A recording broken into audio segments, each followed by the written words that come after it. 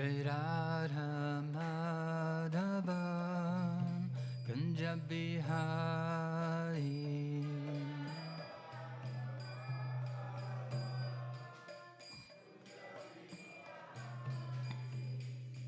Govijanda Vallabha Giridharadhari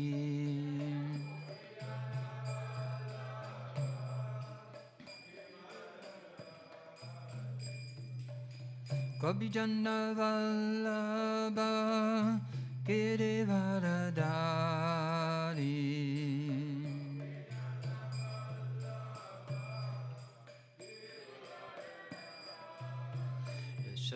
Yashodanandana Brajajana Ranjana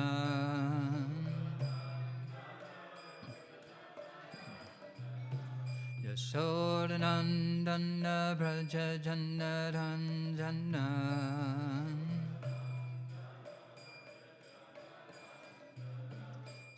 Jamunatira Vandachari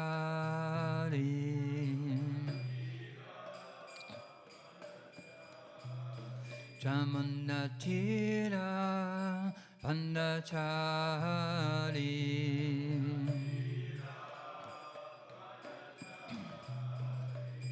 Jai Radha Madhava Kunja Bihari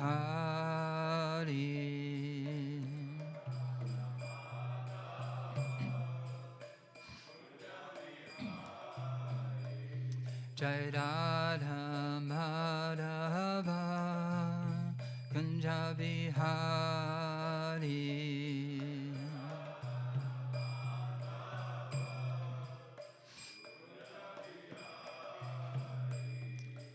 Gopijanda Vallabha Giridharadhari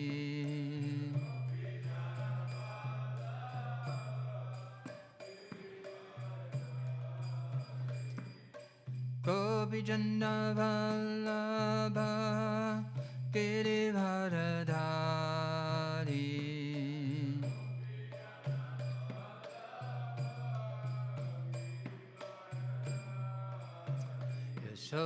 Yashodanandana Brajajana Ranjana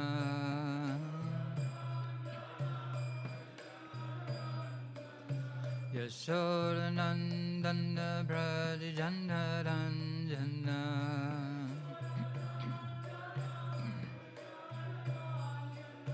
Jamunatira Vandachari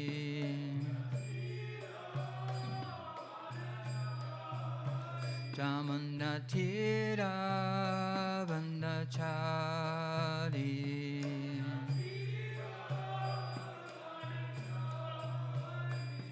Jai Radha Madhava Kunja Bihari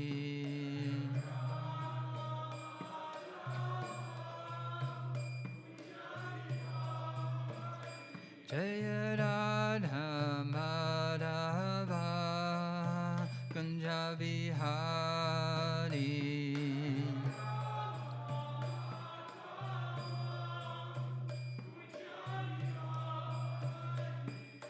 Gopijanda Vallabha Giridharadhari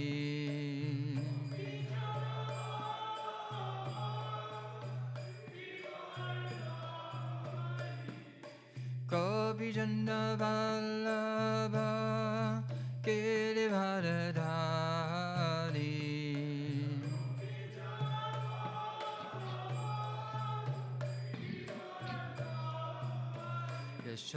Yashodanandana Brajajana Ranjana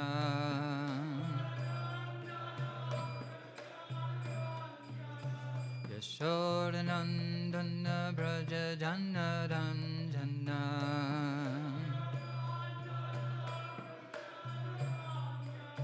Jamunatira Vandachari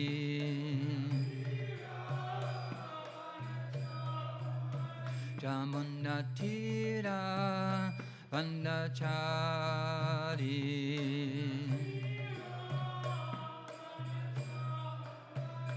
Jaya Radha Madhava Kunja Bihari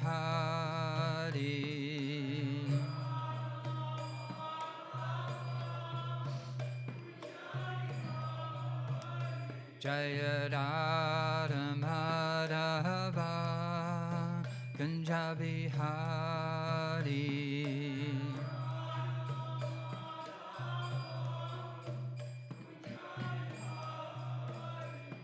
Jai Shri Krishna Chaitanya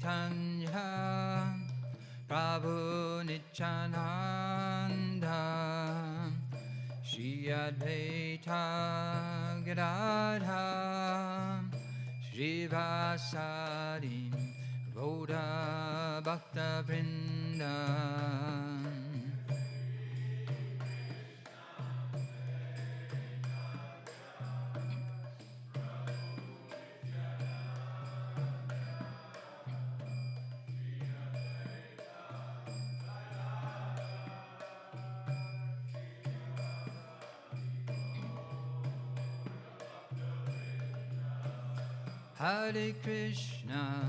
Hare Krishna, Krishna Krishna, Hare Hare, Hare Rama,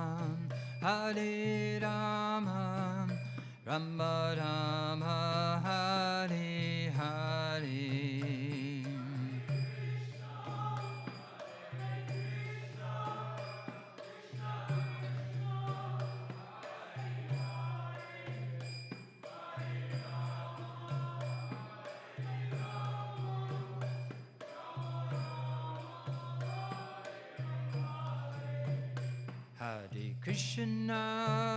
Hare Krishna, Krishna Krishna, Hare Hare, Hare Rama, Rama Rama, Hare Hare.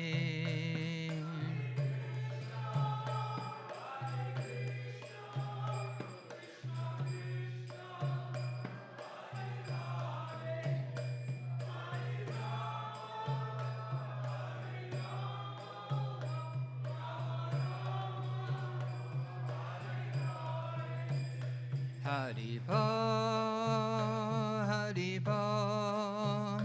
Haribo, Gora Haribo.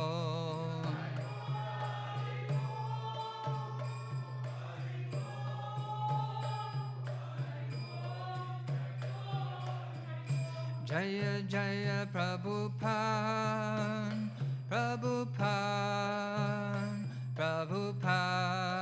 Jaya Prabhupada.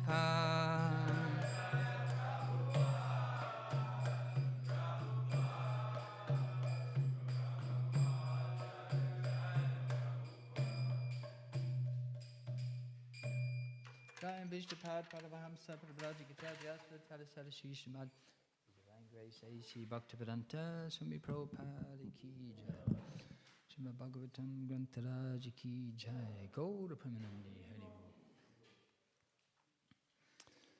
Om Namo Bhagavate Vasudevaya Om Namo Bhagavate Vasudevaya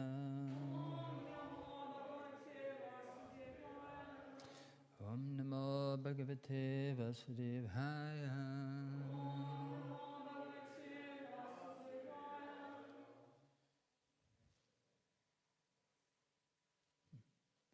That last line's a bit short, isn't it? 3 lines and one short, one at the end. So here we go.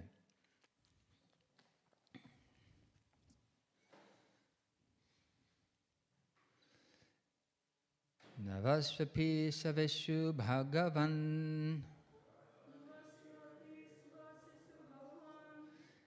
Narayano Mahapurusha Purushanam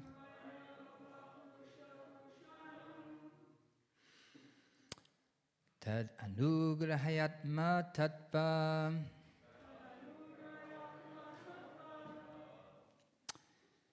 Vyuhenat Manadyapi Saninjate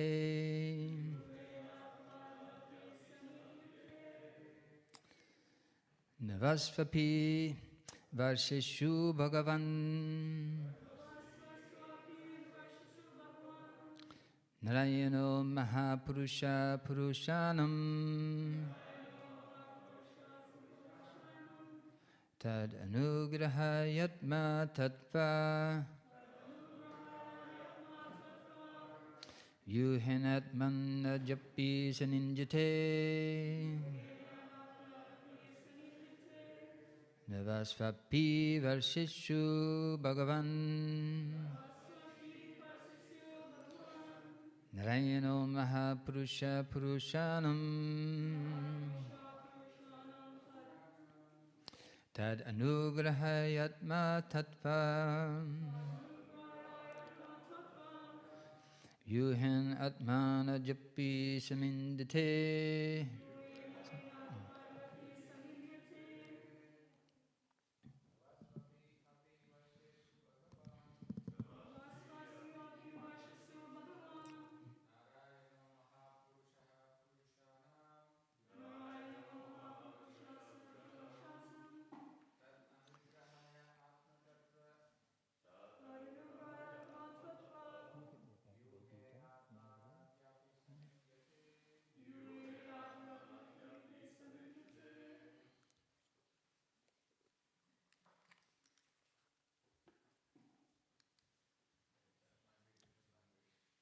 What's that?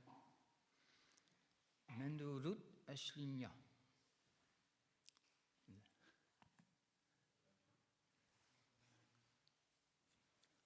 Ladies, did you?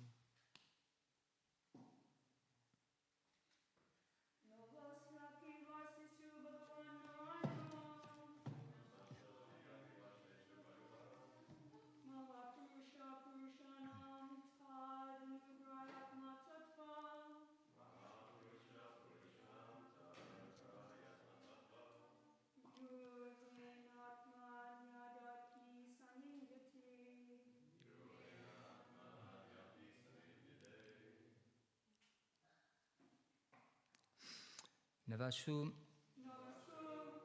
in the nine. Api certainly. Vaseshu tracts of land known as Vashas. Bhagavan, the Supreme Personality of Godhead. Narayana, Lord Vishnu. Mahapurusha, the Supreme Person. Purushanam, unto his various devotees.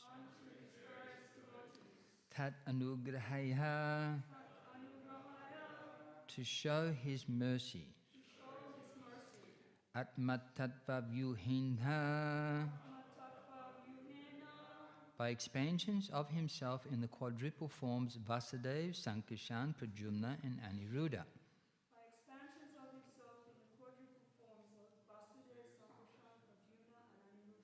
Atmana, personally. Adyapi, until now. Sanidiyate, is near the devotees for accepting their services. Translation. To show mercy to his devotees in each of these 9 tracts of land, the Supreme Personality of Godhead, known as Narayan, expands himself in his quadruple principles of Vasudeva, Sankirtan, Pradyumna and Aniruddha. In this way, he remains near his devotees to accept their service. Purport by His Divine Grace, A.C. Bhaktivedanta Swami Prabhupada. Someone is getting some water? In this connection, Vishwanath Chakravarti Thakur informs us that the demigods worship the Supreme Lord in his various deity forms, Archa Vigraha. Because except in the spiritual world, the Supreme Personality of Godhead cannot be directly worshipped in person. In the material world, the Lord is always worshipped as the Archa-vigraha, or deity in the temple. There is no difference between the Archa-vigraha and the original person, and therefore those who are engaged in worshipping the deity in the temple in full opulence, even on this planet, should be understood to be directly in touch with the Supreme Personality of Godhead, without a doubt. As enjoined in the Shastras, Acche Vishno Shilladi Gurushu Naramati. No one should treat the deity in the temple as stone or metal, nor should one think that the spiritual master is an ordinary human being. One should strictly follow the Shastric injunction and worship the deity, the Supreme Personality of Godhead, without offences. The spiritual master is the direct representative of the Lord, and no one should consider him an ordinary human being. By avoiding offences against the deity and the spiritual master, one can advance in spiritual life or Krishna consciousness. In this regard, the following quotation appears in the Lagu Bhagavatam Rita. Padme tu parama vyumnya purvede chutustaye vasudeva dayo vyuhas tatpara katitha kramat tata pada vivuttocha navasasanti kramadime talvritti sta vakunta stita vedavati pode sadyodve vaishnave loke nityakye dvokapure Surodad uttare sveta dvipa charavati pode. Shirambudi sitante kuda paryanka damani satvitaye vachitantre navavyuha prakyatitaha chatpara vasudeva daya. Narayana nrsimhako haigrivo mahakodo brahmachita navadita tacha brahma tu vigeya. Purvakta Vidyaya Hare. And this is the translation of that in the Padma Purana it is said that in the spiritual world, the Lord personally expands in all directions and is worshipped as Vasudeva, Sankirtan, Pradyumna and Aniruddha. The same God is represented by the deity in this material world, which is only 1/4 of his creation. Vasudeva, Sankirtan, Pradyumna and Aniruddha are also present in the 4 directions of this material world. There is a Vaikuntha Loka covered with water in this material world, and on that planet is a place called Vedavati, where Vasudeva is located. Another planet known as Vishnu Loka is situated above Satyaloka, and there Sankirtan is present. Similarly, in Dwakapuri, Pradyumna is a predominator. On the island known as Svetadvip, there is an ocean of milk, and in the midst of that ocean is a place called Aravati Pura, where Aniruddha lies on Ananta. In some of the Sattva Tantras, there is a description of the 9 vases and the predominating deity worshipped in each. 1. Vasudeva, 2. Sankirtan, 3. Pradyumna, 4. Aniruddha, 5. Narayan, 6. Nrsimha, 7. Hayagriva, 8. Mahabharaha, and 9. Brahma. So that's the end of that quotation of the Sanskrit verse quoted from the Lagu Bhagavatam Rita, which is actually the Lagu Bhagavatam Rita is citing the Padma Purana. And then Srila Prabhupada mentions that the Lord Brahma mentioned in this connection is the Supreme Personality of Godhead. When there is no fit human being to empower as Lord Brahma, the Lord himself takes the position of Lord Brahma. Tatra Brahma tu Vigeya Purvakta Vidaya Hari. that Brahma mentioned here is Hare himself.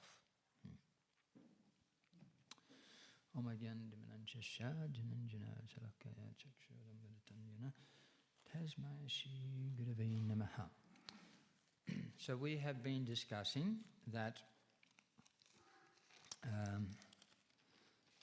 the pious persons, when they become, they accrue punya karma, meritorious results from their activities. And those can be derived from pious activities such as karma yoga, performing one's activities nicely according to the religious principles, especially the Varnashram, Varnashram Dham, Devi Varnashram, or those pious activities can be in the form of jnana yoga, those who take to the renounced order of life and practice renunciation and cultivation of transcendental knowledge, or those that punya karma can also be derived from Ashtanga yoga, or those who practice meditation upon the personality of Godhead through the different yoga practices. So they meditate upon the Lord within the heart. In the beginning they meditate trying to first understand the self as a spirit soul, and gradually they may come to understand Paramatma as well and meditate upon him within. So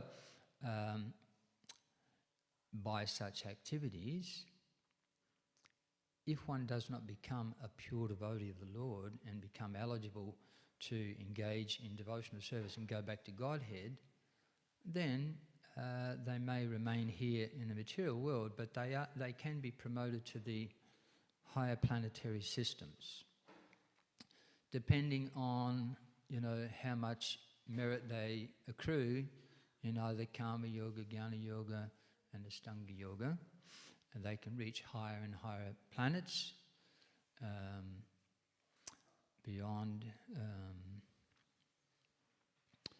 Dhruvaloka, where then you find Mahaloka, Janaloka, Tapaloka, all the way up to Satyaloka. Like that. So, but then such personalities, when they use up that merit, as described in the Gita, they're destined to come back down to earth, but as with everything Krishna does, it's not a sudden drop, but it's a progressive conditioning to the next destination. So they actually go to these, in Jambudvip there are 9 varshas, and apart from Bharat Varsh, they can go to the other 8 varshas, where they live in the standard of life that may be here in Treta Yuga, where they live for 10,000 years in extraordinary opulence, practically almost on the level of the demigods. And then from there, then they come to Bharatvash, where again they begin their fruitive activities. So this verse here describes that.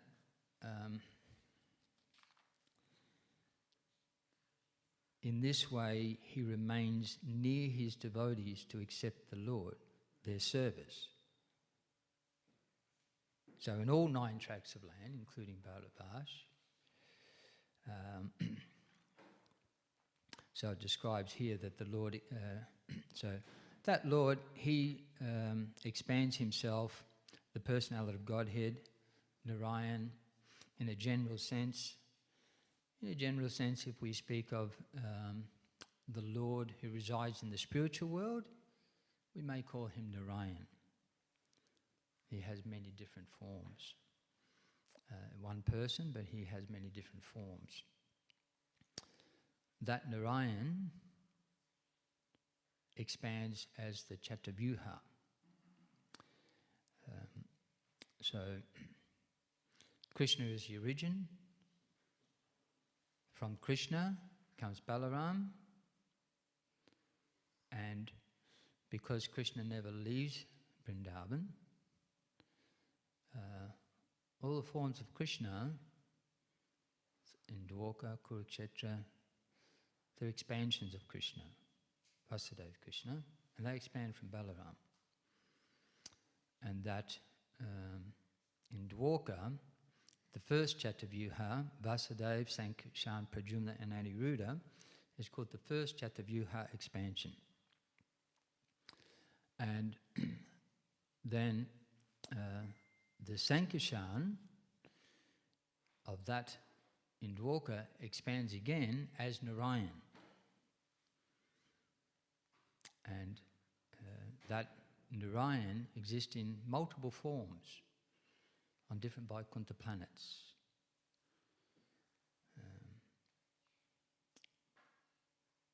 That Narayan in Vaikuntha expands as a second Chatavyuha, Vasudeva, Sankarshan, Pradyumna, Aniruddha. And of those expansions on Mahavaikuntha planet, the expansion of Sankarshan is known as Mahasankarshan, who expands as Mahavishnu. And that Mahavishnu, of course, is from him comes the material energy, and gradually the Mahatattva, and then Mahavishnu expands as Garbhodakshay Vishnu and Kshirodakshay Vishnu. But as we hear here, that those Chatavyuha are also situated not just in the spiritual world, but also in the material world, and which has been described in the purport there. And the Chatavyuha, because they're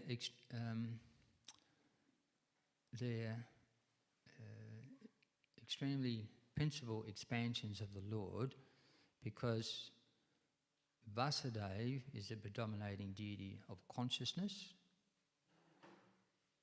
So we all have consciousness, and just like, we have the water department. So the water department has all the water. But the water department is allocating water. So consciousness is, Vasudeva has all the consciousness. But we also have been allocated our own individual consciousness, not unlimited consciousness like Krishna, we have been allocated. So in the Gita it explains that Krishna he knows everything, past, present and future. Everything in the past, present, future, and he knows everything about every living entity. But that is, Krishna's unlimited consciousness. We have a little knowledge, we cannot remember our past life, we have no idea what's coming in the future, even 5 minutes from now, like that. So we have consciousness, an allocation of consciousness. Sankarshan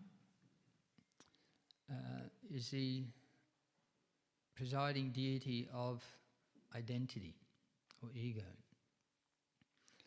Every living entity in the spiritual world, including the expansions of the Lord, have their eternal identity. And in this world, and that is why, as we will hear, that in this world we have a false identity given by the material energy, who is the consort of Shiva. And Shiva expands, his source of existence comes from Sankirtan, from Maha-Sankirtan. Therefore Shiva is in charge of giving us this false ego in the material world, with Durga, the material energy. By meditation on Shiva, one can gradually come to understand one is Brahman. But unless one understands Shiva's connection with Vishnu and Sankirtan or Narayan, one cannot understand fully one's identity as an eternal servant of the Lord. So, and then Pradyumna, we all have senses in the spiritual world and a form with spiritual senses. And in this world we have senses, and the predominating deity is Pradyumna. And we all have a mind where we think and we have feelings about things and we have a will to do something. And that mind is the predominating deity is Aniruddha, like that. So whether in the spiritual world or a perverted reflection of it in the material world, therefore those presiding deities exist in the spiritual world, where we all have the soul. It doesn't have a mechanical body and a mind which is really a subtle, material covering. The spirit soul has mind, consciousness, intelligence, senses, but it is one with the non-different. One's inner self is non-different from one's form. It's spiritual. So, and that is described even in the Patanjali yoga systems. They acknowledge spiritual senses for the living entity. And Kaivalya, which is generally understood to be impersonal realization of the self as spirit, but according to Patanjali, it is more. It is something like our Cetodharpan Marjanam, the cleansing of the dust from the mirror of the mind, where one, by the spiritual potency of the Lord, one can understand one's eternal identity as the servant of the Lord. So these predominating deities are particularly important. And on these different varsas, they're also worshipped. So as we see that, so they're very important for the spiritual world, they're very important for giving a, looking after the situation of the mind, senses, consciousness, etc. of the living entity in this material world. And they're very important. Even here we see that it is described in that on the different varsas, Vasudeva, Sankirtan, Pradyumna and Aniruddha are worshipped on 4 of the other 8 varsas. And then on other ones we have different other personalities which are worshipped, which we'll hear about in later chapters. And it mentions that on Bharat Vash, that Narayana Rishi, Narayan, or Narayana Rishi, is the presiding deity on Bharat Vasha. And we know that, of course, Narayana Rishi is also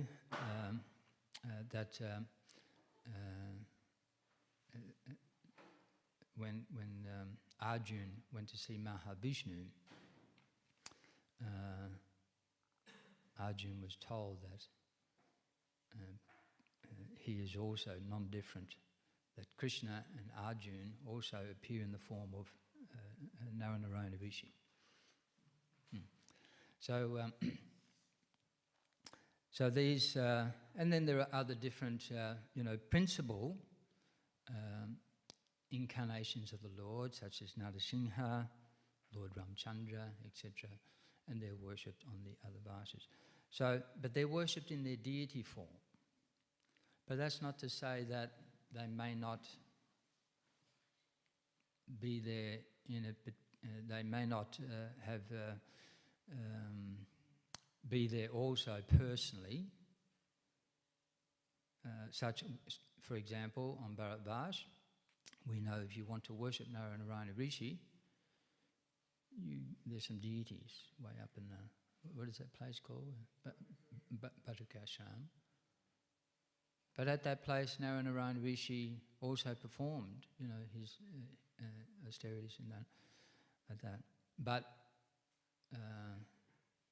generally, everyone worships a deity, which is considered non-different from the Lord. So, but these, here we see that the Lord is very kind. We discussed previously that personalities may go to these upper planetary systems and then go to these Varsas where they're able to worship the Lord. The Lord is very kind to them. It doesn't necessarily mean that they're pure devotees. I think in verse 11,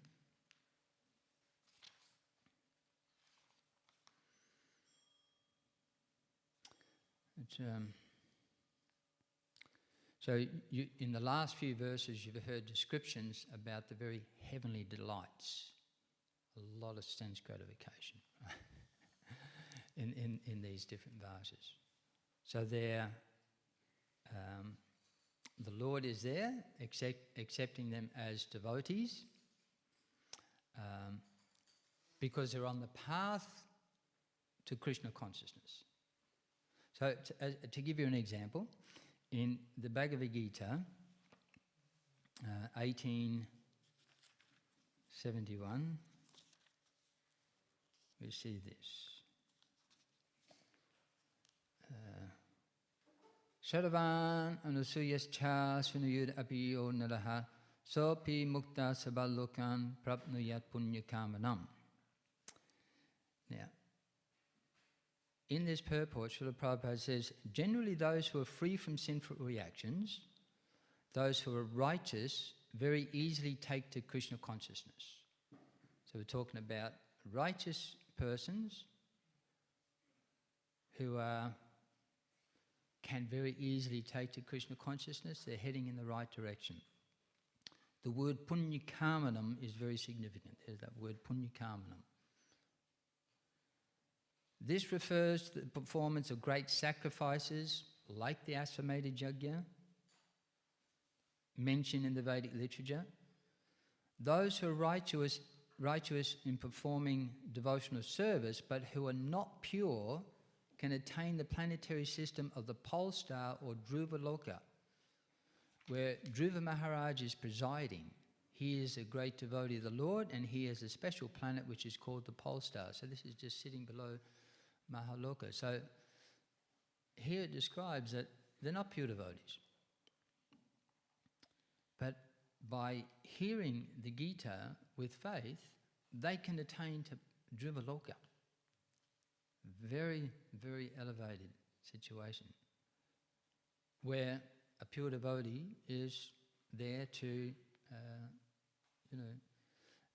give his influence on that path, because they're, as Prabhupada says, they very easily take to Krishna consciousness. Therefore, they're given that opportunity. And so all those, and we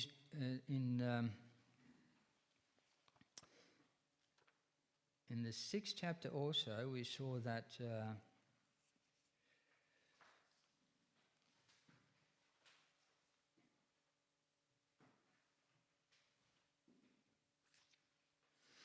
let's see. Again, just showing even the Ashtanga yogis. Right, so verse 40 in the purport, Srila Prabhupada says, because the Eightfold Yoga system is directed toward the ultimate realization of Krishna consciousness, Such practice is also auspicious, and no one who is trying his best in this matter need fear degradation. So that's how Krishna takes it. That if they're progressive, then that means they're progressive towards Krishna consciousness, and Krishna takes it like that. So these persons, therefore, when they're progressive, they're not stuck and have some strange impersonalist or Mayavadi philosophy, but they are progressive, then they're given the opportunity where they can easily take to Krishna consciousness. And so such persons,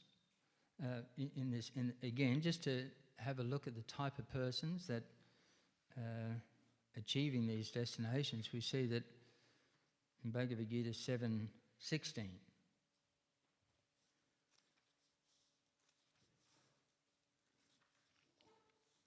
it describes there that 4 kinds of pious men begin to render devotional service unto me: the distressed, the desire of wealth, the inquisitive, and he is searching for knowledge of the absolute truth. So there, Prabhupada describes that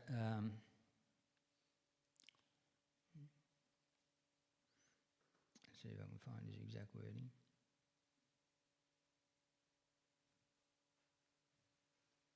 He says, these are not pure devotees because they have some aspiration to fulfill in exchange of devotional service.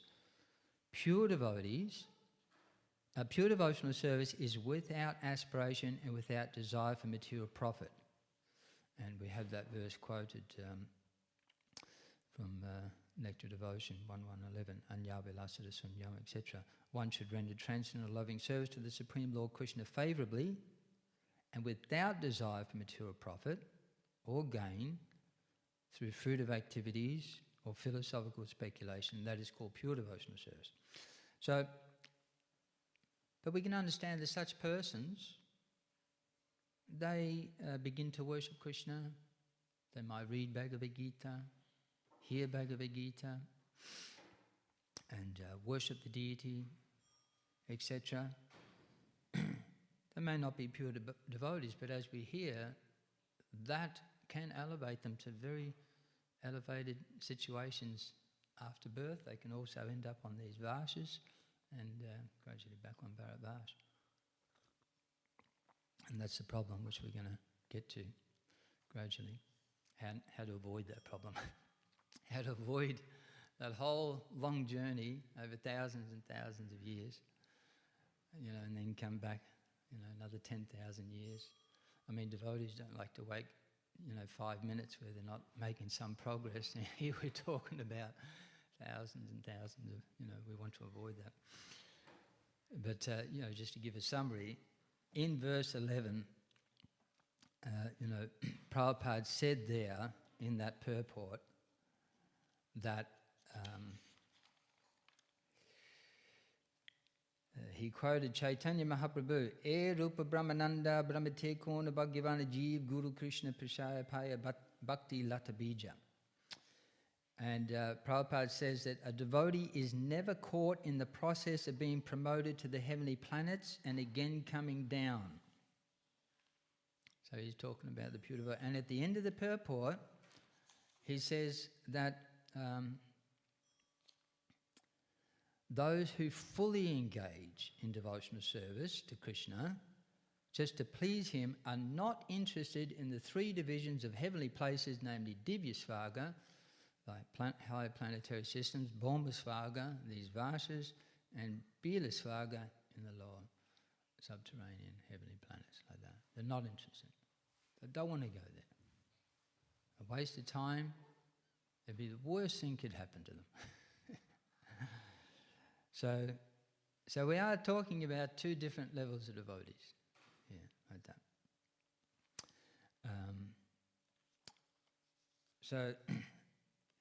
And that verse, Anyabilasada Sunyam, is describing the pure devotees, like that, which we're going to discuss.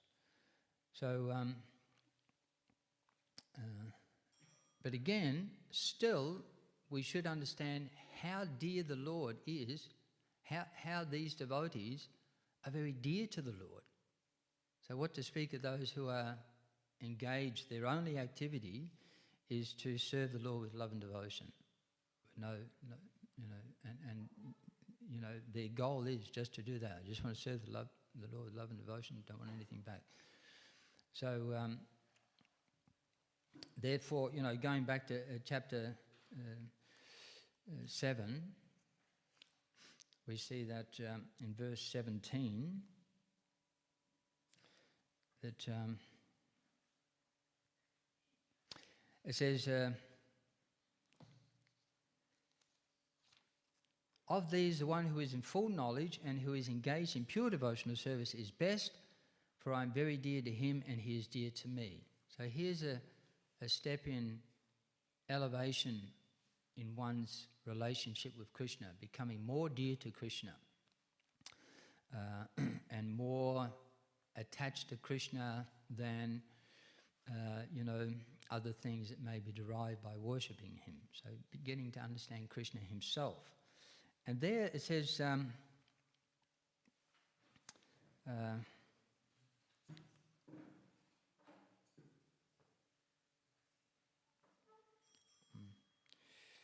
let's see. And I'll read in verse 18, again on the same point. All these devotees are undoubtedly magnanimous souls. So Krishna considers all of them, despite there's some material contamination. Prabhupada says in the purport, the Lord says that they're all magnanimous because anyone who comes to the Lord for any purpose is called Mahatma or great souls. It's called Mahatma.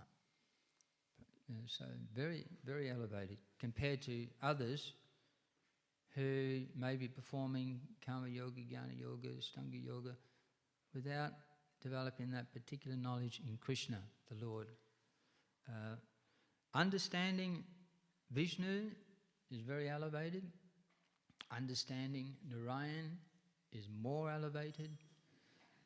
Vishnu, then the Chatavyuha is more elevated. Understanding Narayan is more elevated. And understanding Krishna is very, very rare. So those who develop that knowledge, it is a particularly elevated stage. Therefore they're called Mahatmas. Their understanding is beyond Vishnu, beyond the Chatavyuha, beyond Narayan. So therefore Mahatma, if they're developing that knowledge. But here it says, the devotees who want some benefit out of devotional service are accepted by the Lord because there is an exchange of affection. Out of affection, they ask the Lord for some material benefit. I like that. So they're not asking others. And when they get it, they become so satisfied that they also advance in devotional service.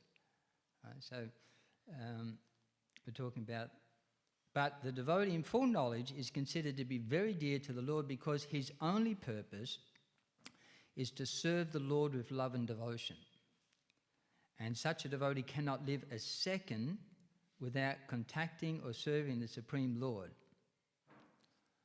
So there we see that, what to speak of going to the heavenly planets and 10,000 years in the different varsas, a second, those with full knowledge of Krishna, but still, Krishna is considering, they're not going to, the devotees, they're considered pure devotees in the sense that they won't go to anyone else but Krishna. So they're pure devotees in the immature stage. If they want some, even material benefit from their devotional service, but Krishna considers it very significant that they won't go to demigods. They won't go to anyone else. They'll only, so that's affection. No, my attachment, my affection is for Krishna. I want some material benefit, but only for Krishna. So again, so Krishna appreciates that. Also, they're the type of person that when Krishna gives them something, they appreciate Krishna, and not just that. There's some reciprocation of appreciation and development of more attachment and love for Krishna. It's not like that. And in other verses, I think verse 20, similarly, Prabhupada says that devotees of Krishna, though, they're not particularly attached to material things. So they'll go to Krishna because everyone needs something in this material world. But compared to those who worship the demigods, they're very lusty for material things. So they're not like that. Yes, they have some material benefit, and they want to be really well situated so that they can, spend a lot of time, quality time in their spiritual life, but also not have to worry too much about the material life. But still, they're not particularly attached to the material benefits. There's gradually more attachment to utilising them for the higher purpose. So there's a difference in their whole mentality. And now, which brings us to this, point here that in verse 18, Prabhupada says this, in verse 17, in the purport, Prabhupada says, "He who is situated in pure knowledge of the transcendence of the Supreme Personality of God is so protected in devotional service that material contamination cannot touch him." So the more we develop in devotional service, one may be even going to Krishna in the preparatory stage for material benefits, but that connection with Krishna is so powerful, especially if one is cultivating transcendental knowledge, they're hearing from devotees, they're associating with devotees, that the material contamination doesn't touch them. So even on these other vases, because they're getting the opportunity to constantly worship the Lord practically on a daily basis in the deity form, then the material contamination again doesn't affect them in the same way, and that is a very high standard of material enjoyment compared to anything you find in Kali Yuga on this earth. And still, the contamination is not touching them like it does to people here. So that is and they also appreciate that quality of being, they're also attached to the Lord and they're affectionate to the Lord because of that as well.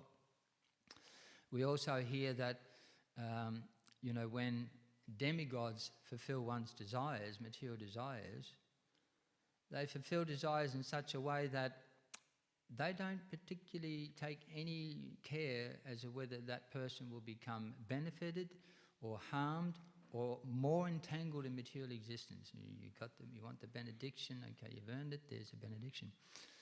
If Krishna fulfills a desire,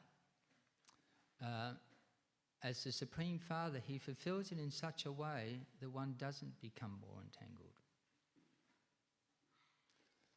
So Prabhupada, he asked the question, why of, Brahma, Vishnu and Shiva,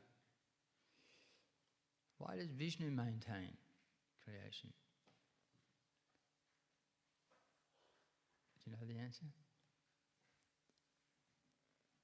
The answer is because he's the Father. So, you can get a nanny in, you can get a wet nurse in, you can get a cleaner in, you can get a plumber in, but who looks after, they're under my permanent, I'm looking after their whole journey in life. Like that, as a father, as a mother, that's something different. See? So the demigods, they're not the Father. Krishna's the Father, even in the form of Vishnu. So therefore, when he fulfills the desires, it's not like the demigods. A parent, they know if the children ask for something, if it's going to be harmful for them, and the children are persistent, they're not just going to, the children, they want perhaps they've got a license, they're just learning how to drive. So you give them a car that's a bit solid, doesn't go too far. It's not like a rocket every time you touch the pedal. Oh, they want to drive Dad's car, which goes from 0 to 100 in 3 seconds. They don't do that. They'll give them a car, but not one that's going to cause them too much trouble. So, so therefore, the government is also like that. You get your learners, your probationary. You want the fast car, but you're going to have to go through the stages like that. So, so these are the different. So they're protected. A devotee in connection with Krishna is very protected, even if they have some material desires, and as we see on these different lokas. So, so what happens? We see that in the 6th chapter of the Bhagavad Gita, it describes how, in verse 41, that the unsuccessful yogi. That means that the persons they're performing different types of yogas, either karma yoga, performing asamated yogas, jnana yoga, stanga yoga, like that. Varnashram, Varnashram, there's a connection, if they're following properly, Daiva Varnashram, there's a connection with Vishnu, the Supreme. If they're unsuccessful, the unsuccessful yogi, after many, many years of enjoyment on the planets of the pious living entities, so they go to the heavenly planets, and then to these Varshas, is born into a family of righteous people or into a family of rich aristocracy. But then the other category, or if unsuccessful after long practice of yoga, long practice or more advancement, he takes birth in a family of transcendentalists who are surely great in wisdom, and certainly such a birth is rare in this world. So Prabhupada mentions that verse is particularly relevant to the acharyas who are born in transcendental families such as Srila Bhaktivedanta, Srila Prabhupada, but it also applies to the children who are taking birth in families of devotees. And therefore you see that, in that verse also, in the next verse, it describes that, it gives the example of Jad Bharat. So Jad Bharat, in his previous life, he was Bharat Maharaj, and who this planet was named after, Earth. He took birth, he fell down from his practice of bhakti and yoga, because in one purport in the 5th canto it says, because he didn't consult his spiritual master at the time where this difficulty came up, where he became attached to a deer. And so if he had have consulted, I'm feeling, I've been living as a transcendentalist, also all of a sudden I'm completely attached to this deer. I can't even think of my, usual meditation, So, dear Guru, am I on the right path here? Have I gone off? Can you, what do I do? He didn't do that. So he fell down. So, but because he's advanced to the point of Krishna consciousness, he didn't go to the heavenly planets or the different Varshas. He took birth in a Brahmana family, in a good situation where he could revive his Krishna consciousness straight away, like that. Okay. So,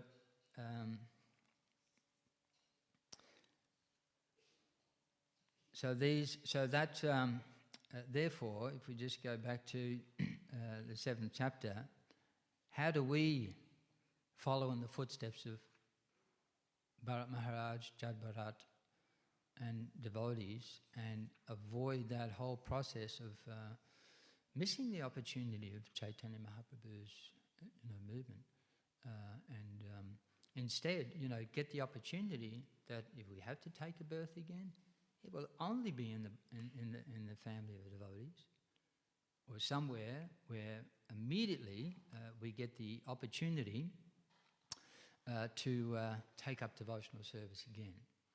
And again, you see, Krishna is very kind like that, that even as devotees, but if our desire is that we just want to serve Krishna with love and devotion, we don't want to, live in an opulent place where sense gratification consumes a huge amount of our time, and yes, we're worshipping the Lord, but many times we're just sort of absorbed in the sense gratification like that for 10,000 years or something like that.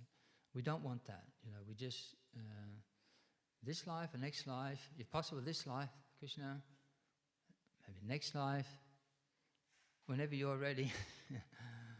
We just want to go back to the spiritual world, and in this world we just want to engage in pure devotional service, like that. We don't want to waste any time. So that's how do we do that? That is described in that verse, that 7:18. All these devotees are undoubtedly magnanimous souls, but he who is situated in knowledge of me I consider to be just like my own self. Being engaged in my transcendental service, he is sure to attain me, the highest and most perfect goal. So 2 things Prabhupada mentions here. That, 1, they're situated in transcendental knowledge. They're always hearing and chanting in the association of devotees. Their only business, whether they're worshipping the deity, as a pujari, they're cooking, they're doing sankirtan, but their main business is always hearing and chanting. Prabhupada mentions that at the end of this chapter and in the very beginning of this 7th chapter, that the main process is that whatever service we're doing, we should imbue that with constant hearing and chanting, the holy name, the glories of the Lord, like that. And by that, transcendental knowledge, full knowledge of the personality of Godhead, our relationship with Him, knowledge of how to serve Him in pure devotional service and how to go back to Godhead becomes manifest like that by that hearing and chanting process. So 1 is we're always cultivating that transcendental knowledge in the hearing and chanting process and constantly engage in devotional service. Always actively serving Krishna in devotional service. So we're not just hearing about the glories of devotional service, we're doing it. Like that. Under the guidance of the devotee. And therefore, in that verse, Prabhupada quotes the Śrīmad Bhāgavatam 9:468, where the Lord says, Saravo Hriyam Mayam Saranam Hriyam Tvaham Mad Anyat Te Na Janati Naham Tebyo Manag Api.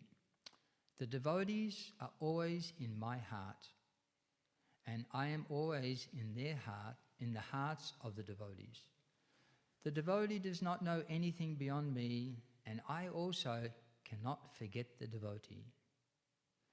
There is a very intimate relationship between me and the pure devotees. Pure devotees in full knowledge are never out of spiritual touch, and therefore they are very much dear to me.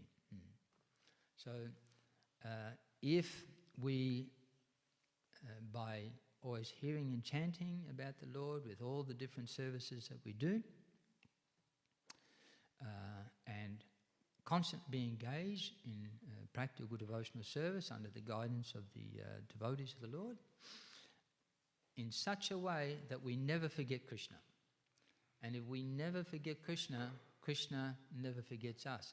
And He is so kind to His devotees, as we've said, even those who are after, they're somewhat progressive on Krishna consciousness, such elevated positions they attain. And even to then attain, before coming back to the earth, they attain these different varsas where the Lord is there in the deity form, where they're learning how to worship the Lord in the deity form. the Lord is so kind. What to speak of a devotee who's constantly hearing and chanting about the Lord in order to perfect their Krishna consciousness and constantly engage.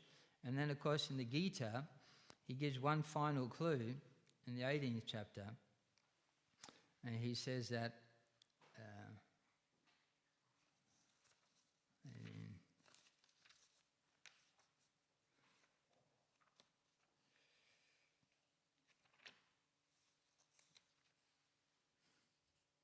in 1869, for one who explains this supreme secret to the devotees, the Gita, pure devotional service is guaranteed. And at the end, he will come back to me. There is no servant in this world more dear to me than he, and nor will there ever be one more dear. Okay, I'll leave it there if anyone has any questions or comments.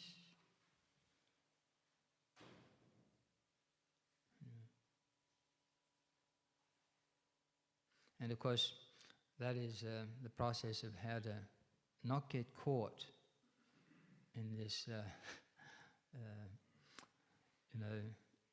process of being promoted to the heavenly planets and then coming down again, like that. But going directly back to Krishna. Yeah.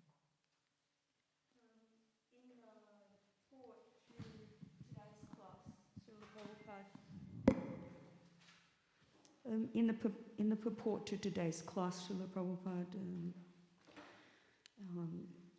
quotes Vishwanath Chakravarti Thakur, who says there's no difference between the deity and the Lord, and similarly there's no difference between the spiritual master and the Lord. So we probably didn't spend very much time on that. I spent more time on that in the last class. I missed it. My last class was all about that point. That's why I didn't go back there. My apology. Yeah, but yes, so by worshipping the deity, we gradually get promoted to the point of transcendental knowledge where we can appreciate that both the deity is not different from the Lord, and a higher level of understanding is that the spiritual master is also non-different in the direct manifestation. So they're gradual benefits that come up by worshipping the deity, and from there we can then realize that the holy name is also non-different from the Lord. So there are progressive stages in realization, yes. Yeah. Yeah.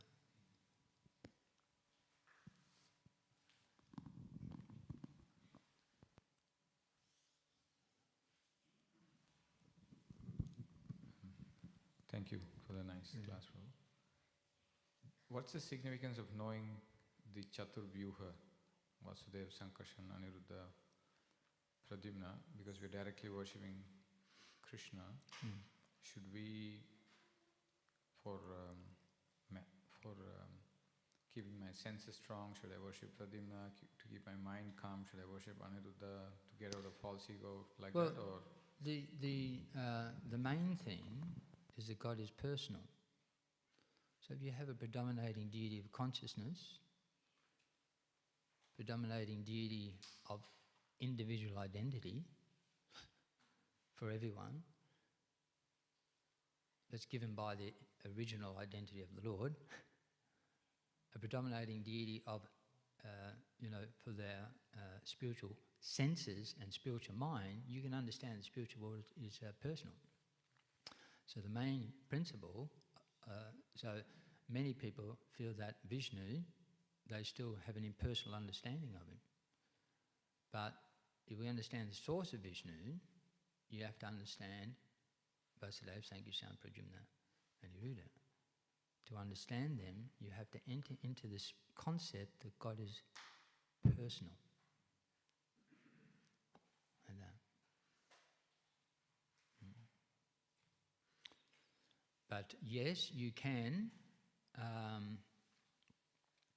but because some people may find it, therefore you can approach that through understanding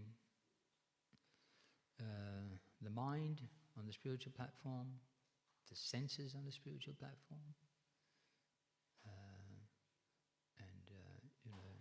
our identity on the spiritual platform, that we actually have an identity, we don't lose identity, we actually, it's a cleansing of the dust so that we can see the real self, liberation. So therefore liberation is described in the Śrīmad Bhāgavatam as the living entity's re-establishment in his constitutional position as the eternal servant of the Lord. So now also if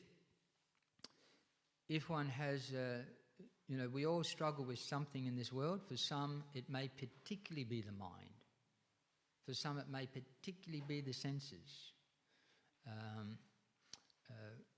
If we want to make spiritual progress and settle the mind, we can, those deities, Vasudeva, of course, expands as Sankirtan, and Mahasankirtan expands as Mahavishnu. And it's considered that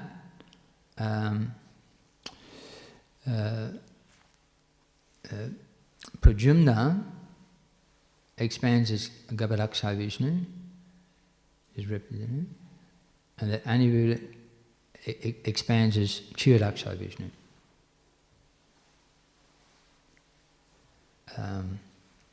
And that if we don't understand those predominating deities and how they're related to the Vishnus, if we have disturbance with the mind, we may worship Brahma, who's the representative of Garbhodakṣaya,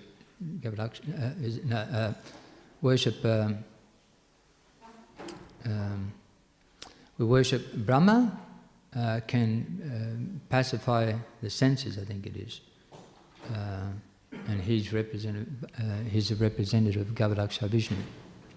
By worship of Shiva, gradually we come to remove our false ego and gradually elevate ourselves up to our understanding and a relationship with Mahavishnu. The mind is Kshirodakṣaya Vishnu so by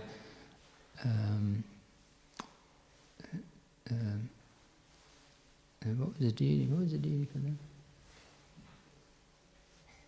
I'm not sure, but can't remember offhand. But you can see that actually you've got the presiding deity, Vasudeva, Sankirtan, Pradyumna, Aniruddha.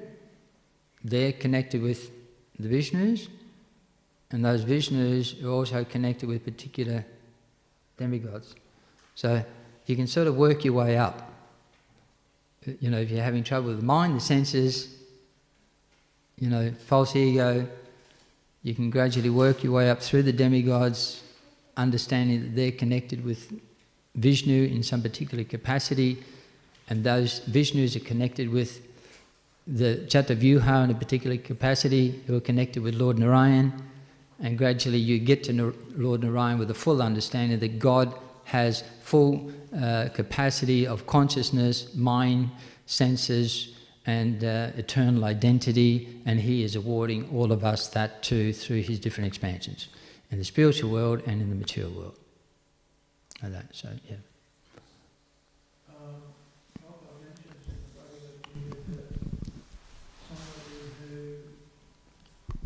Or anybody, not just somebody, as a bona fide spiritual master should know everything, right? And so, this explanation that Vasudeva represents the consciousness, etc., gives us an understanding of where we've come from, how we've acquired, or who's provisioning all of these facilities And so we then have and all of that information is provided for us in the Śrīmad Bhāgavatam, right? So the purpose of reading the Śrīmad Bhāgavatam, reading the Bhagavad Gita, is to understand the source, the source of everything. Where do you come from, basically? What's going on around here? And so, to support what you're suggesting is that we, understanding all of these quite intimate details of the creation and the provision of all of the creation is part of understanding everything, knowing where do you come from? And if you ask most people, where do you come from? Oh, I don't know. Right? They don't know. And what's your purpose? And Prabhupada mentions in the Bhagavad Gita that studying the Bhagavad Gita is to understand the mission of life. In the introduction, so having a complete understanding of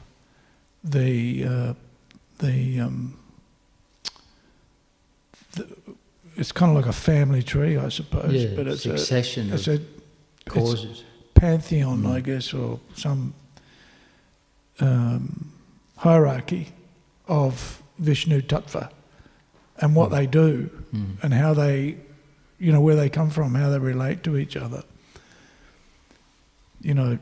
I remember for me, we were having a Bhagavatam class. I think it was Hare was giving class. This is 19, I don't know, whenever. When I was a very young devotee, and he asked the devotees, okay, who are the three Vishnus? Who's the source of creation? And I was thinking, I don't know. Right? And for me, it was pretty far out. There's this guy who, lies down in the causal ocean, and the universe has come out of the pores of his skin. This is like, woohoo! What have I got myself in for here? Quite funny. But, the more you become familiar with all of these details, effectively, the more comfortable you are with yourself and with all of all the fact that you've got material desires and sometimes as devotees we have material desires, we don't even know it. We become a Hare Krishna and we think, yep, I'm a pure devotee now. And then, 20 years later you discover, whoa, hang on a second, what's going on here? Where did that come from? So, the meditation on all of these details, the study of the Bhagavatam, the study of the Bhagavad Gita, as you mentioned, it brings us very closely to the truth. Starkly close. And then we suddenly realise all of the connectivity and the integration of all of this, and the unity of it all.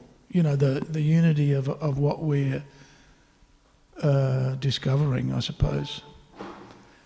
So it helps us understand many of the things that are going on in our lives also. It's not divorced from our reality, especially when we hear a very nice description of these things, and it kind of comes together. Comes back to our senses, our mind, our body, and how we're going to work with it. No wonder I'm in trouble. There's all this stuff going on. I thought I was the only one in control, but there's That's right. something else. Yeah. So you can see the benefit. You can feel the benefit. And of course, for the rest of the day, we'll be scratching our heads thinking about all this stuff. How does this all... That's what we want. Yeah, that's right. So at least you're not thinking about your material desires. That's right. You're scratching your head thinking, what's Sankarshan? How is he connected to Pradyumna, Aniruddha and Narayan? And then there's a quadruple... There's the second quadruple expansion. Geez, I better go and have a look at the Bhagavatam and work out how they all fit together. Right? That's right. But it's actually it's very purifying, helpful, yeah. very, very deeply purifying, because you're meditating on all of this connectivity. As an example of connectivity, I was thinking about the mind. If the mind is disturbed, you can go to the ocean.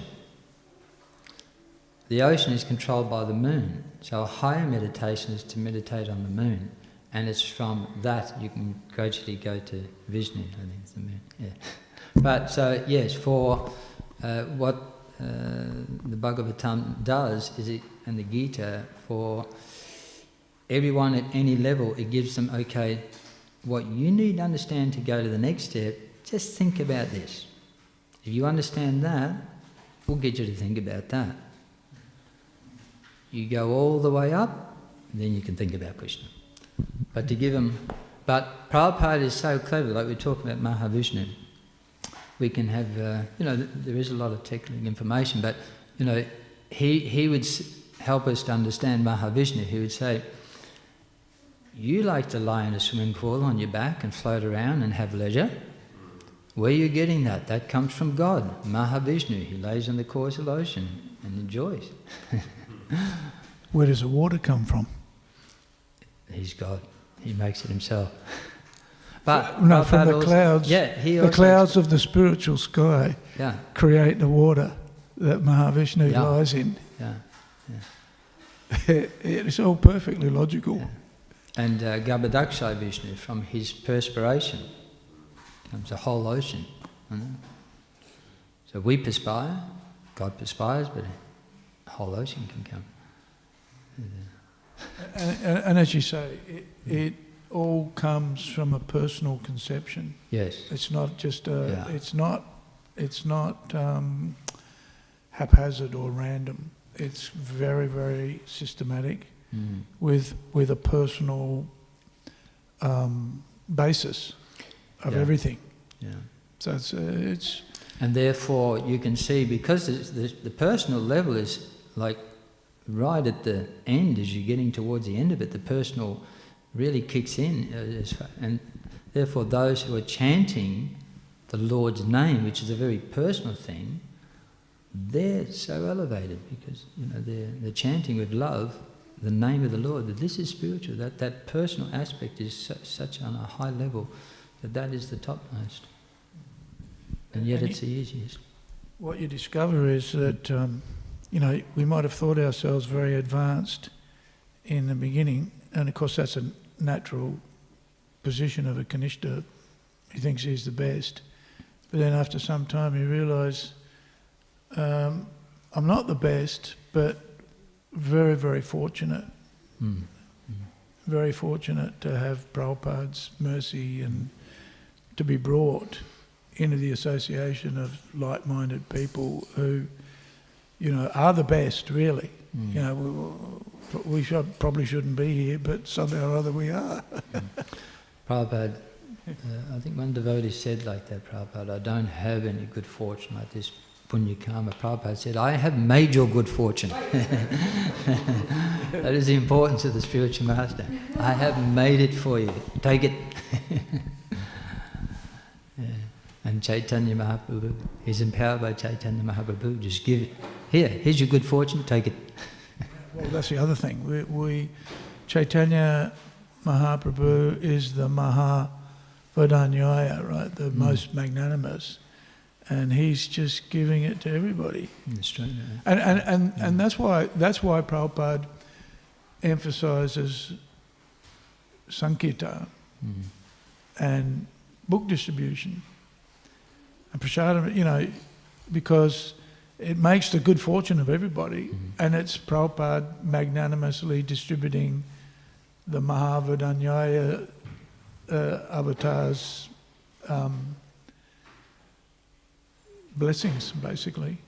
Yeah. And as Prabhupada says, if you do that, you distribute that good fortune, you distribute the books, prasad, he says Krishna immediately recognises you. Go out on Sankirtan. That's it. Go out on book distribution. Find out what Mahalakshmi's secret is. That she can sell 4 sets of Śrīmad Bhāgavatam in a couple of days.